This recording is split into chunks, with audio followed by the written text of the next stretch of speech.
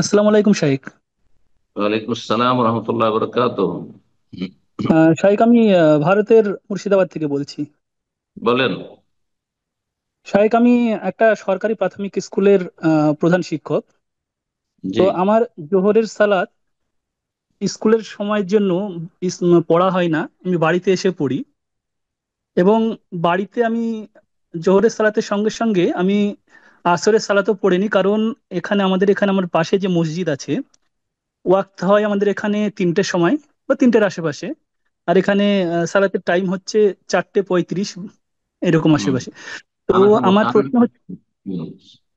হ্যাঁ, তো আমার প্রশ্ন হচ্ছে যে আমি এই যে জোহরের সালাতটা বাড়িতে পড়ছি, সেটা কি জায়েজ হচ্ছে? এবং জোহর এবং আসরের যে দুটো সালাত একই সঙ্গে পড়ে নিচ্ছি, সেটা কি জায়েজ হচ্ছে কিনা?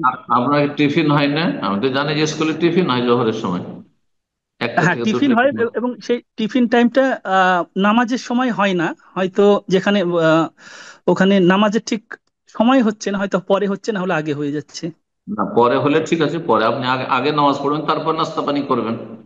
কথা বুঝতে পেরেছেন?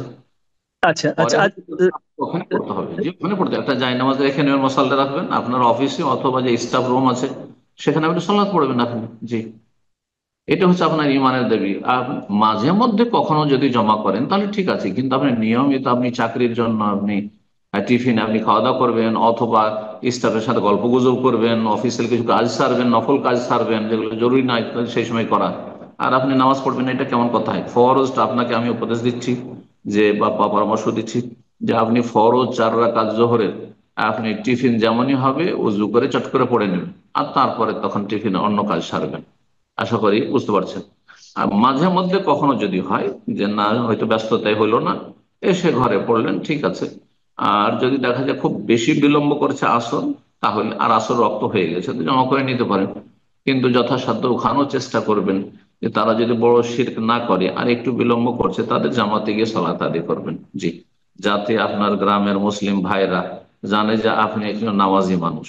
কারণ অনেক সময় নামাজ পড়েও আপনি অভিযুক্ত হবেন যে হয়তো বেনামাজি, এরা নামাজ পড়ে না, এই সহি আকীদার কথা বলে, এরা তো শিরিক শিরিক শিরিক করে, আর সুন্নাত সুন্নাত করে, আর নামাজ পড়ে না বলে আপনাকে তহমত দিয়ে দিবে, হয়তো অভিযুক্ত করবে, যার ফলে তাদের কুধারণা দূর করার জন্য জামাতে গিয়ে শরিক হবে, এটাই আপনার জন্য উপকারী হবে। তারপরে এতে দাওয়াতের ময়দান খুলবে।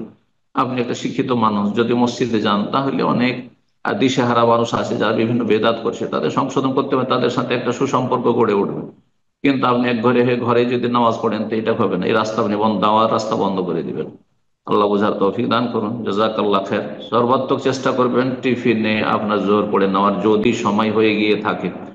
আর যদি সময়ের আগেই টিফিন হয়, সাধারণত আমি স্কুলে পড়েছি, সাধারণত টিফিন হয় না, 12টাতে জোহর হয়ে যায়, 12:15 জোহর হয়ে যায় যারা সন্ন্যতি তরিকায় জোহর পড়েন, সুতরাং আর টিফিনটা তো তারপরেই হয়, হয়তো 1টা থেকে 2টোর ভিতরে। জাযাকাল্লাহ খের।